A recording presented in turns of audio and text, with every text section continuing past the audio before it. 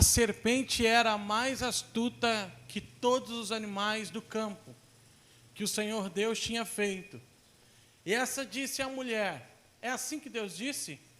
Não comereis de toda a árvore do jardim? E disse a mulher à serpente: do fruto das árvores do jardim não comeremos, mas do fruto da árvore que está no meio do jardim, disse Deus, não comereis deles, nem nele tocareis, para que não morrais. Então a serpente disse à mulher: certamente não morrereis, porque Deus sabe que no dia em que dele comerdes abrirão os vossos olhos, e sereis como Deus, sabendo o bem e o mal. E viu a mulher que aquela árvore era boa para se comer, e agradável aos olhos, e árvore desejável para dar entendimento. Tomou o seu fruto e comeu, e deu também a seu marido, e ele comeu com ela. Então foram abertos os olhos de ambos, e conheceram que estavam nus, coseram folhas de figueira, e fizeram para si aventais. Feche seus olhos. Pai, nós te louvamos por essa noite, te louvamos pelos irmãos que vieram a essa reunião. Obrigado, Senhor, porque o Senhor é bom, o Senhor é fiel, o Senhor conhece todas as coisas. Te peço que nessa noite, Deus, tu derrame sobre nós o teu Espírito Santo, que a tua glória nos invada e que nós possamos ser cheios do teu Espírito Santo e carregar hoje o entendimento da tua palavra dentro do nosso coração. Nós oramos, te pedimos e te agradecemos no nome de Jesus. Amém e graças a Deus. Amém, meus irmãos? Essa noite eu quero falar sobre 3 ações da serpente para nos derrubar. Ok? Vou falar hoje sobre 3 ações da serpente para nos derrubar. Nós precisamos ficar atentos e estar atentos com essas ações da serpente, que dia após dia tenta nos derrubar. O método do inimigo é repetitivo. Ele repete o método. O problema é que às vezes o cristão não está preparado e alinhado pela palavra de Deus para sair dessas circunstâncias adversas. Quando Deus criou os céus, a terra, e colocou o homem no jardim, Deus deu uma única ordem. Deus falou: vocês podem comer de todas as árvores que tem no jardim, menos da árvore do conhecimento do bem e do mal. Por que que Deus dá essa ordem para o homem e para a mulher? Será que Deus é um Deus mau e queria que eles passassem vontade? Não. Deus deu uma ordem, porque Deus estava demonstrando para aqueles que estavam habitando no jardim, Adão e Eva, Deus estava demonstrando quem é que tem o poder, o domínio sobre todas as coisas.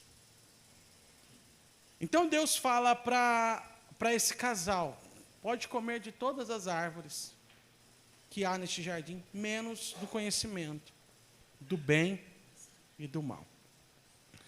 E quando a gente olha para esse texto, a gente acha que Deus acabou de criar Adão e Eva. Não sei se vocês já pensaram assim, mas há muitas pessoas que pensam assim, que Deus acabou de criar Adão e Eva e eles vão lá e comem o fruto proibido. Mas não foi assim que aconteceu. Para o pecado entrar na terra, houve um espaço de tempo. Perceba que eu não estou falando que o pecado não existia. O pecado existia, no entanto, não na terra. O pecado existia por quê? Porque o diabo já era diabo. Amém ou não amém? Amém. O diabo já havia cometido pecado, mas o pecado ainda não havia entrado na terra. Então a Bíblia vai nos dizer que, de alguma forma, Satanás entra no jardim que Deus havia criado. E ali naquele jardim, quando Satanás entra, ele incorpora-se em uma serpente. E tudo leva a nos entender que a serpente que estava no jardim não era como a serpente que nós vemos hoje, mas era um outro tipo de animal. E interessante, um animal astuto e um animal que falava. E aqui há uma grande briga teológica. Na academia a gente tem vários embates por conta disso, porque há muitas pessoas que falam que essa serpente é uma serpente simbólica, que não é de fato uma serpente que falava. Mas eu sou da linha de teólogos que acredita que de fato era uma serpente que falava. Tal como a Bíblia fala de uma mula que um dia fala com Balaão. Isso acontece de novo? Não. Mas naquele tempo, o diabo incorpora naquela serpente e aquela serpente fala. E aquela serpente se aproxima da mulher. Mas perceba que o fato dela se aproximar da mulher não fez com que a mulher pecasse. E aqui eu começo já a aplicar algumas coisas. O diabo está ao derredor do povo de Deus. Não pense que o seu inimigo, que o meu inimigo não nos conhece. Ele conhece muito bem cada um de nós. E a Bíblia diz que ele está ao derredor, bramando como se fosse um leão, buscando a quem pudesse tragar. Por que é que não nos traga? Por que é que ele não nos devora? Por que é que o diabo não arranca com a nossa vida e acaba conosco? Porque ao nosso redor estão os anjos do Senhor. A Bíblia diz assim que os anjos do Senhor se acampam ao redor daqueles que temem a Deus. Como está a sua vida com Deus? Como está a sua caminhada com Deus? Nós temos um adversário. E presta atenção. O seu adversário e meu, ele não dorme. Ele não dorme. Ele nos vigia o tempo todo. Mas eu tenho uma notícia. O nosso Deus também não dorme. Não tosquenejará o guarda de Israel. Ele te conhece, ele te guarda, ele te protege. Mas nós precisamos estar armados. E hoje eu quero dar aqui algumas receitas e mostrar para vocês algumas ações da serpente, para que quando você vê essa ação da serpente contra a sua vida, você fala, opa, já sei quem está atuando, já sei quem está trabalhando e vou utilizar a palavra de Deus, a oração, e a serpente não vai me derrubar. Amém ou não amém? A primeira ação que eu vejo dessa serpente é colocar dúvida na palavra de Deus. Volta para mim o versículo 1. A primeira ação que o diabo vai tentar contra a sua vida é fazer você duvidar daquilo que Deus falou. Olha isso aqui, verso 1.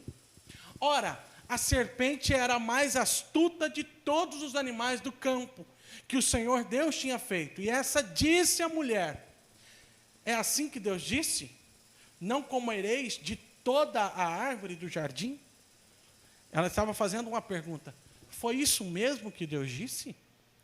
Que você não pode comer de toda a árvore do jardim? Agora perceba, olha a mentira de Satanás. Como Satanás é mentiroso, irmãos. Deus disse para Adão e Eva que eles não poderiam comer de toda a árvore do jardim, sim ou não? Está do meio. Só que olha o que Satanás está dizendo. Não comereis de toda a árvore?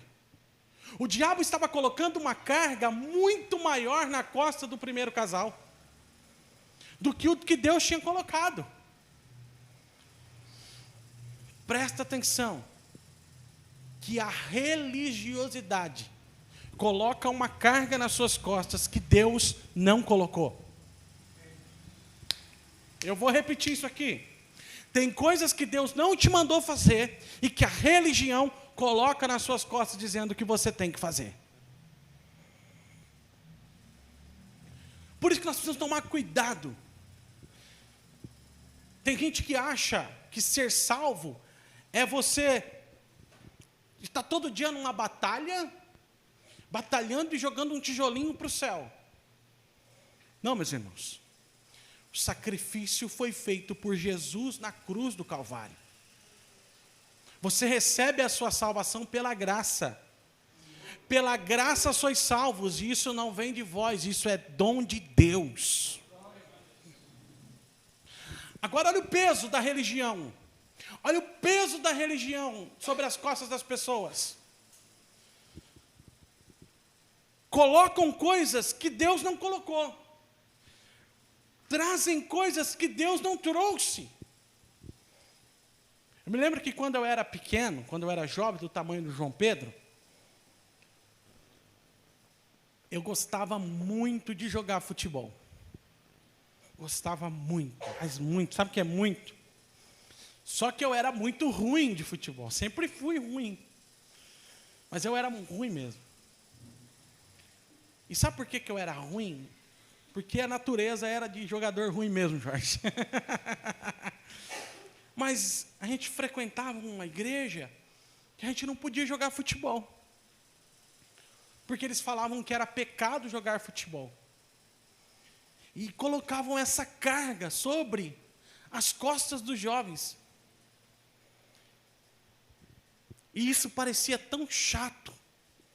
E ser crente parecia ser tão chato. Porque eu via todos os meus amigos jogando bola. E eu não podia jogar. Aí sabe o que eu fazia? Jogava escondido. E aí a gente estava jogando bola e falou, meu Deus do céu, e agora, Senhor? De repente alguém gritava, o pastor está passando na rua! Irmãos, que uma quiçaça. E a gente escondia debaixo da quiçaça, esperava o pastor passar. E depois que ele passava, vamos jogar bola de novo. Peso da religião. Colocando um peso nas suas costas que Deus não colocou. Foi assim que Deus disse, não comereis de toda a árvore do jardim? Não. A religião sempre vai deturpar o que a palavra de Deus diz.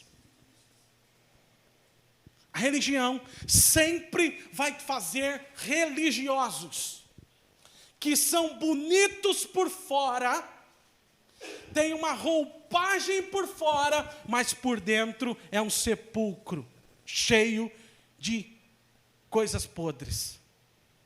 Amém ou não? Amém? Quem está aqui? Amém. Irmãos, não adianta nós sermos um cristão que tem um sapato dourado, e nada contra, até queria ter um, mas tem um sapato brilhante, uma roupa brilhante, e aquela estica de pregador, uma gravata que vai até lá embaixo, mas não ter uma vida com Deus. O que eu busco e que a nossa igreja busca é santidade com o Senhor. É uma vida de santidade, aonde a gente vai, as pessoas olham para nós e vê o brilho do Espírito Santo em nossa face.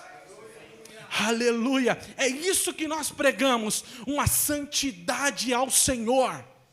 Porque a santidade ao Senhor nos alegra. Viver em santidade com o Senhor nos traz alegria. Deixa eu ensinar algo para vocês. A nossa salvação, ela ocorre em 3 fases. Em 3 fases.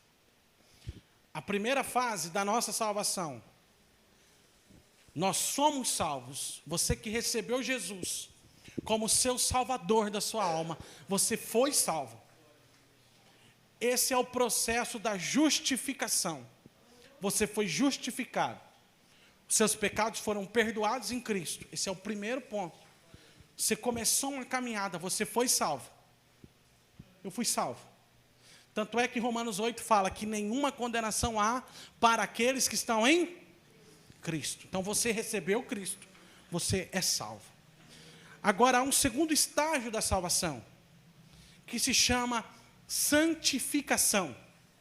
Você recebe a salvação e agora você caminha rumo à santificação.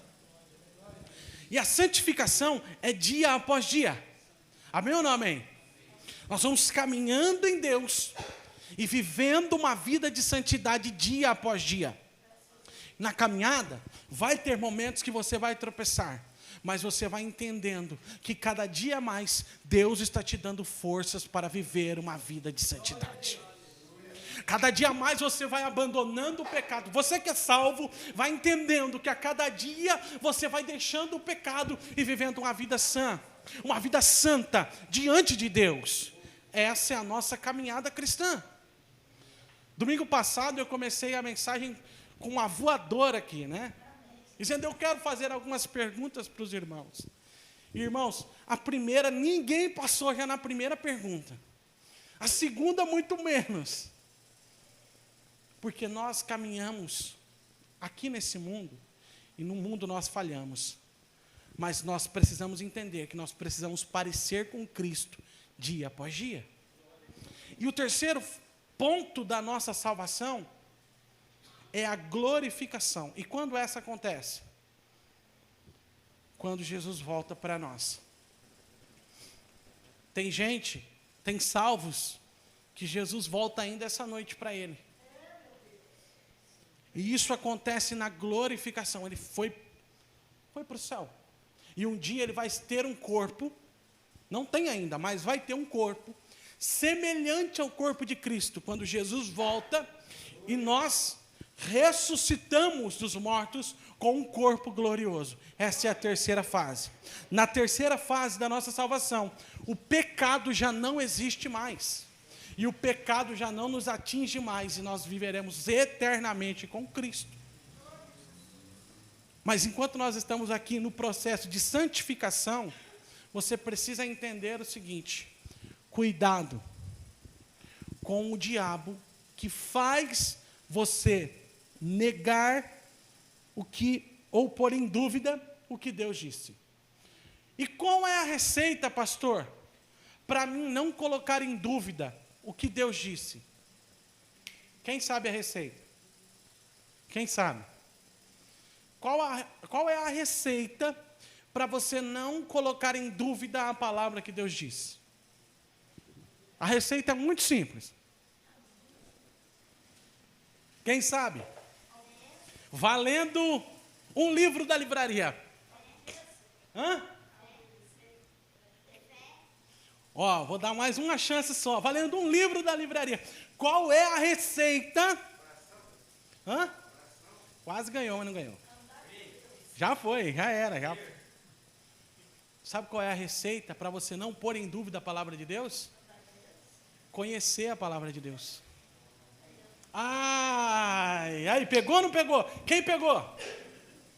Se você conhece a palavra de Deus, você não coloca em dúvida aquilo que Deus falou. A Bíblia diz assim, que ainda que vier um anjo do céu pregando uma palavra que não for o evangelho que o Senhor deixou, rejeita, porque é anátema. Por isso que nós precisamos estudar a palavra de Deus. Porque quando você conhece a palavra de Deus, você não coloca em dúvida aquilo que Deus falou. Talvez chegue um profeta pulando, rodopiando aqui, fala e naquele repleplé que ele faz aqui, ele fala um monte de coisa que não está na Bíblia. Um monte de coisa que está fora da Bíblia. Tem gente que fala assim, olha, Deus falou comigo. Falou nada, irmão. Não falou. Porque Deus jamais irá contra a palavra. Amém ou não amém? Nós precisamos conhecer. Oséias fala, o meu povo perece porque não conhece as Escrituras. É por isso que eu insisto em ensinar a palavra de Deus. Nós precisamos aprender a palavra de Deus. Irmã Vera, dia após dia que nós estamos aqui, nós estamos sendo alimentados pela palavra de Deus. E o inimigo já sabe. Aquele povo está conhecendo a palavra, é difícil enganar eles. Amém ou não amém?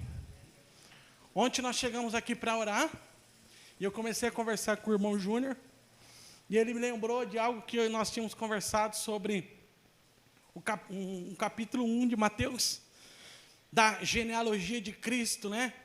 Onde coloca 4 mulheres ali, que ninguém colocaria ela na genealogia deles. Mas Jesus faz questão de apresentar ali logo na cara do Evangelho. E a gente começou a conversar sobre aquilo, e quando a gente foi conversando, a gente foi aprendendo juntos. E o irmão falou assim, eu queria saber onde está, porque eu quero estudar essa palavra. É isso. Josimar não veio hoje, mas ele trouxe uma comparação que eu quero trazer aqui, um negocinho de chá para a gente fazer. Ele falou assim que meditar na palavra de Deus é como um copo, que a gente faz um chá. A gente esquenta a água, e se você colocar lá o saquinho de chá, e imediatamente você tirar, vai ficar com o sabor de chá, sim ou não? De sabor de água quente, ainda vai te dar uma dor de barriga. Mas se você deixar o saquinho lá mergulhado por o tempo necessário, aquela água vai incorporar aquele chá, e vai ter sabor. Assim somos nós. A palavra de Deus é pregada. E você precisa sair daqui pensando na palavra de Deus. Como que eu vou viver essa palavra amanhã? Isso é meditar na palavra de Deus. Isso é a palavra de Deus ter efeito para as nossas vidas. Amém ou não amém? Não seja enganado pelo inimigo.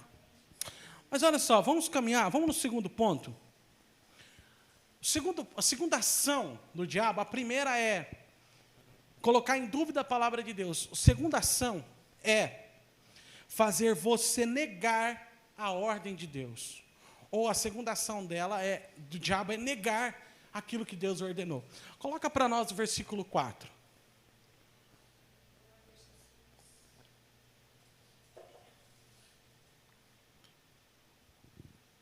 Então a serpente disse à mulher: certamente não morrereis.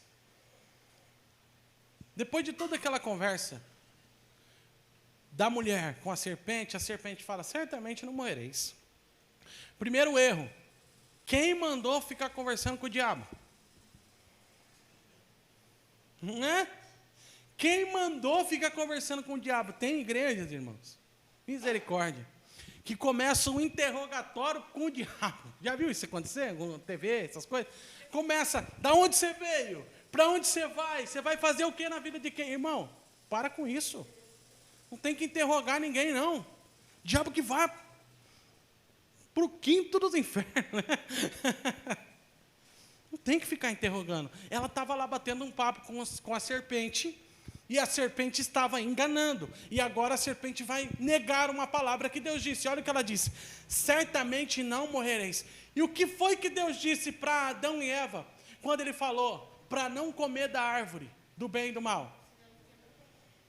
O dia em que comeres da árvore do conhecimento do bem e do mal, certamente morrereis. A serpente está falando. Olha só, está usando a mesma frase, presbítero Jarcio. Certamente não morrereis. Deus falou, não faça. O diabo está falando, faz porque isso não vai dar nada.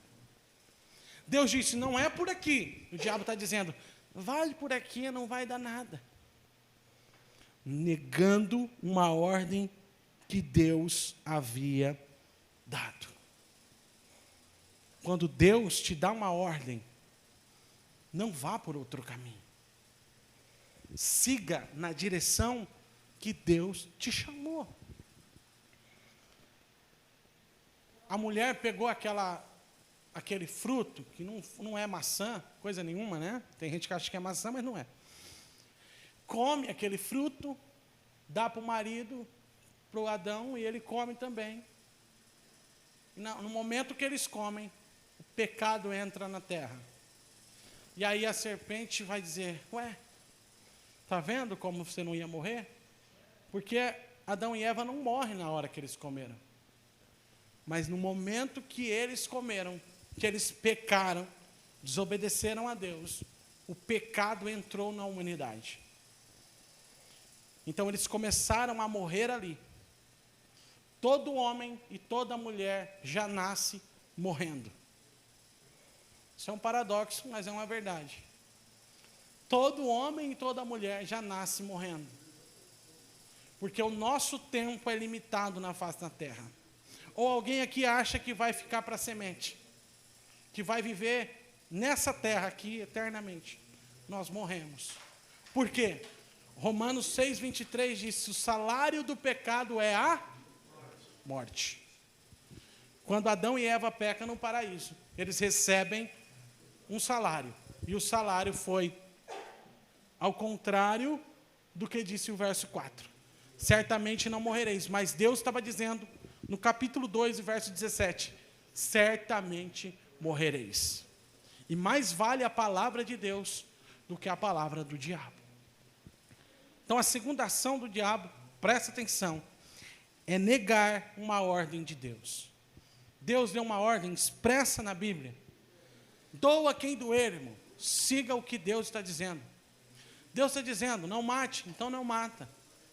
Deus está falando assim, segura a sua língua para não mentir. Não mente, irmão. É difícil, mas você precisa fazer um esforço. Deus está dizendo assim, ama seu próximo. É difícil, mas nós precisamos fazer um esforço. Deus está dizendo assim, perdoa. É difícil, mas nós temos que perdoar. Terceira ação para a gente terminar a mensagem de hoje. Verso de número 5. Olha o que diz o texto no verso 5. Gênesis 3, verso 5. E a gente vai encerrar. Porque Deus sabe que no dia em que dele comerdes abrirão os vossos olhos. Sereis como Deus, sabendo o bem e o mal. A terceira proposta do diabo para as nossas vidas é oferecer poder ao homem. Terceira proposta do diabo para nós é oferecer poder. O Hernandes Dias Lopes tem uma frase que eu acho muito legal. Olha a frase que ele diz: a busca da humanidade é por poder e não por vida. Deus deixou quantas árvores no meio do jardim? Quem está aqui? Quantas árvores Deus deixou no meio do jardim? Quantas? Hã? E aí, irmãos? Quantas que foi agora? Uma, né? Deus deixou uma.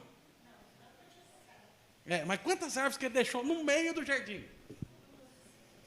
Deixou 2 árvores. Não foi uma. Não. Tem uma do bem e uma do mal. Não foi. Deus deixou 2 árvores. Uma do bem e do mal e deixou outra árvore. Qual foi a outra árvore? E aí, irmãos? Jorge, Deus deixou 2 árvores. Uma é a do bem e do mal. E qual foi a outra? A árvore da vida. E Deus falou, não toque na árvore do quê? Do bem e do mal. E o que Deus falou com relação à árvore da vida? Nada.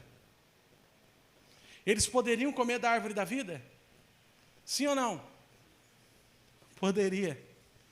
Mas ao invés de comer da árvore da vida, preferiram comer da árvore do bem e do mal.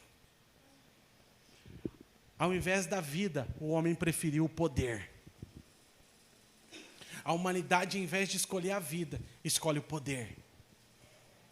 E o poder, a busca insana por poder, derrubou reis, destruiu nações, destruiu histórias. A busca insana pelo poder derrubou o diabo, que era um anjo de luz.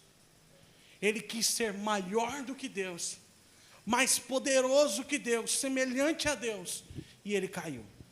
Há um texto que diz assim, que o orgulho precede a queda. O orgulho precede a queda. Quantos estão caindo por conta do orgulho? Por conta da busca insana pelo poder. Deus está falando nessa noite conosco. Deus está falando conosco. Sereis como Deus. Quantos homens e mulheres que hoje querem ser como Deus, querem ser adorados como Deus? Quantos homens e mulheres roubam a glória de Deus? Vou terminar. Um dia, eu participei de um evento com o Ministério de Louvor, e quando nós chegamos naquele evento, nós éramos uma banda convidada, tinha vários artistas do mundo gospel famosos, e uma multidão de pessoas.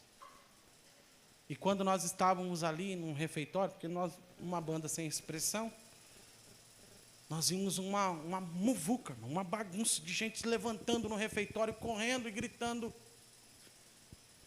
linda, maravilhosa. Invadiram um carro, o carro da cantora do evento entrou por engano no pátio da igreja, assim, e as pessoas quase arrancaram a cantora de lá de dentro do carro, balançando o carro. Ela teve que fechar os vidros, o segurança do carro fechou o vidro, deu ré e saiu. E o povo apavorado por causa daquele artista, roubando a glória de Deus. Roubando a glória de Deus. Deus não nos chamou para ovacionar homens. Deus nos chamou para a glorificação do nome dEle. A Ele toda a honra, toda a glória e toda a adoração. Se o inimigo te oferecer poder, diga: eu tenho Deus na minha vida. A irmã falou aqui sobre vários que começaram no Evangelho e se venderam.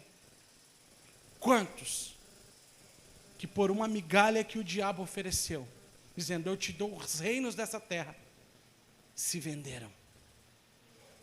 Se venderam e logo todo o seu castelo foi embora.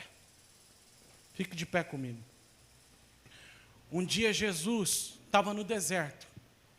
O diabo chegou nele e falou: está vendo tudo isso aqui?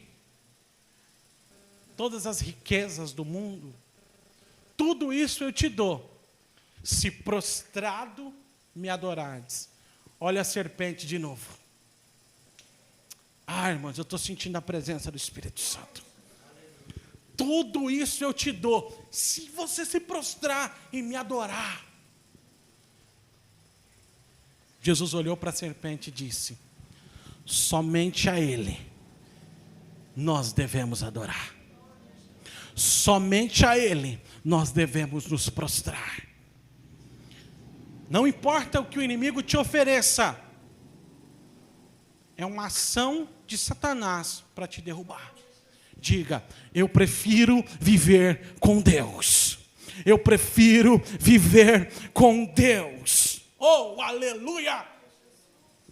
Deus está direcionando essa palavra. Deus está falando conosco nessa noite. Há uma unção profética nessa noite, e você vai sair daqui mais crente do que você entrou. Você vai sair daqui mais firme do que você entrou. entendendo que há um Deus que pode todas as coisas, que há um Deus que deve ser adorado, que o nosso Deus deve ser exaltado e que a sua palavra é verdadeira e eficaz. Vamos orar. Pai, eu te louvo, Senhor, pela beleza da tua santidade. Eu te louvo, Senhor, por essa palavra que o Senhor tem derramado aos nossos corações. Obrigado por esse bálsamo que o Senhor ministra a nós hoje. Nós queremos te pedir no nome do teu Filho Jesus, Pai, que a tua glória invada o teu povo e que nós possamos sair daqui cheios da tua presença. Pai amado, eu quero abençoar no nome do teu Filho amado Jesus, cada um que entrou aqui hoje, que ele possa ser tocado pelo teu Santo Espírito, restaurado pelo teu Santo Espírito, e que a tua glória, Senhor, invada cada um aqui neste lugar. Este lugar, Pai, a glória não é para os homens, neste lugar a glória é para o Senhor. Só o Senhor tem o direito de ser exaltado neste lugar. Toda a honra, toda a glória seja dada a ti, meu Pai, porque tu merece, tu és o nosso Deus, o nosso Senhor. Nós te adoramos no nome de Jesus. Amém. E graças a Deus. Pode se sentar, meus irmãos.